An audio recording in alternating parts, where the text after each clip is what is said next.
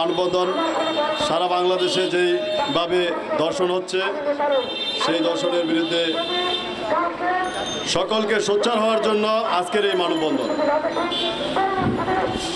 আমার একটাই দাবি থাকবো প্রধান উপদেষ্টার কাছে যে আপনারা বাংলাদেশে একটা আইনি করেন এই দর্শকদের বিরুদ্ধে, সেটা তাদেরকে প্রকাশ্যে পাথর নিক্ষেপ করে মেরে ফেলা। এই বলে আমি আমার বক্তব্য শেষ করছি।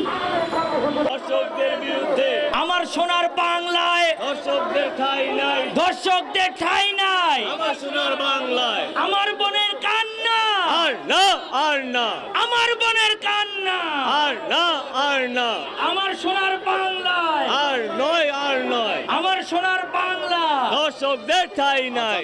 এ পর্যায়ে আমাদের মাঝে আমাদের মহিলা সাম্প্রতিক যে বিষয়টা নিয়ে আমরা এখানে আলোচনা করতে এসেছি সে সব সম্পর্কে সবাই অবগত আছেন।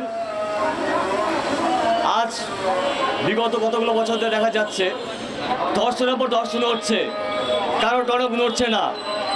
আমাদের সকলের উচিত এই নিজস্ব অবস্থান থেকে বেরিয়ে এসে এই দর্শকদের বিচারের জন্য সাম্প্রতিক সময়গুলোতে যেগুলো হচ্ছে এই নিরাপত্তার জন্য সকলের কাছে আবেদন এটাই যে আপনারা যে যে অবস্থান থেকে কঠোর অবস্থানে আসুন, যাতে এই দর্শকদের বিচার প্রকাশ্যে করা হয়, যাতে একটি দর্শকের ফাঁসি হলে বা একটি দর্শকের বিচার হলে বাকি দর্শকরা সেটাকে শিক্ষা নিতে পারে, যাতে ভবিষ্যতে আর কোনো দর্শক এই ধরনের সাহস করতে না পারে।